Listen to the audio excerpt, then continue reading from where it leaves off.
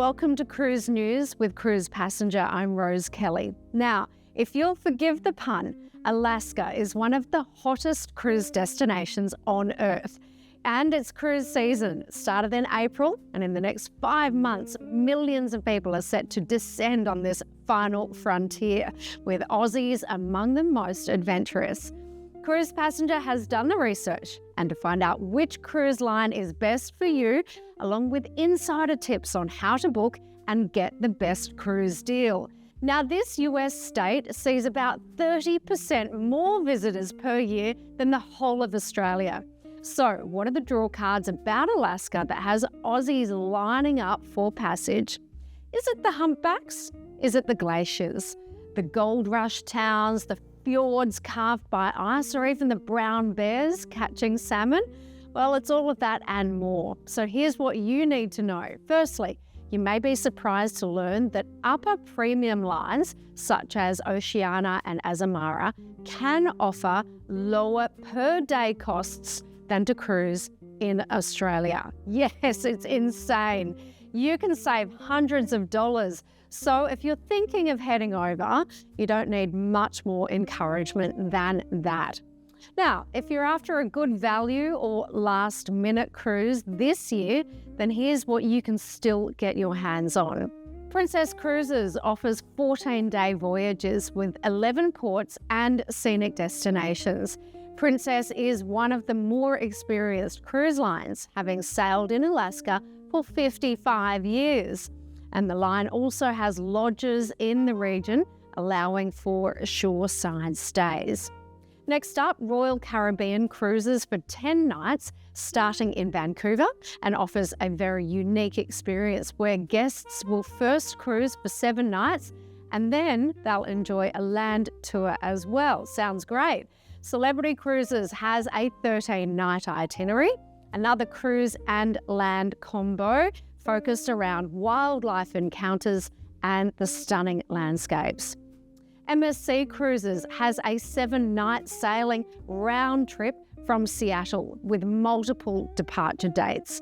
Now, this one is a great option and one of the most convenient ways to visit Alaska for Aussies, and also a chance to try a new cruise line which doesn't actually sail out of Australia. Carnival Cruise Line is another highly convenient and great value option with a 10-night sailing. Carnival has value deals available on older ships like the Luminosa, or the option of more modern ships if you do want to upgrade and spend just a fraction more. Oceania Cruises has a 10-day sailing that's from Vancouver and that's through to Seattle. This one's a step up in luxury and comfort with surprisingly great value. All specialty dining, gratuities, and Wi-Fi are included, and it does offer a smaller ship experience. Now, Azamara departs from Vancouver right through to Whistler for 11 nights, and get this, it includes all the beer, the wine, and the spirits, so that one's bound to be a hit with the Aussies. And last but not least, Silversea has a 7-night sailing from Anchorage through to Vancouver with multiple departure dates. So if you want a high level of luxury, then Silversea will be your best bet. This one's all-inclusive with premium dining and beverages, Wi-Fi, spa experiences, and guest lectures and more. Alaska is a destination like no other. So here's our top tips for the very best Alaskan experience. Number 1, to travel that far, it's worth spending the extra money on a pre or post-cruise land tour as well. Most lines will offer an option for this, or you could pick a cruise that starts and ends in Alaska and just go from there.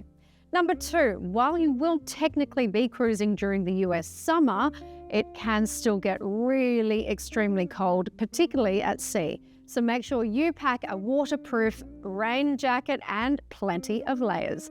Tip number 3, the high season is July and August. And here's where weather is the warmest and you'd have the best chance of spotting a bear. However, the shoulder season offers more deals, less crowds, and still plenty of opportunities for wildlife spotting.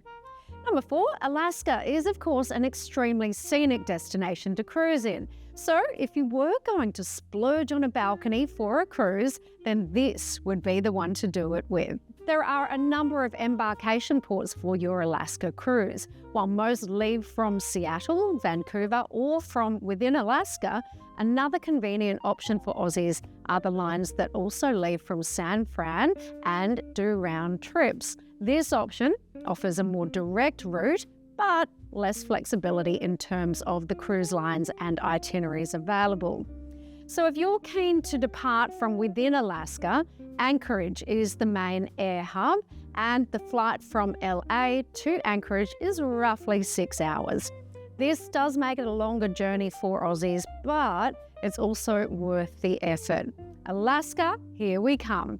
For more prices on bookings and more news, tips and reviews, simply head to cruisepassenger.com.au. See you next time.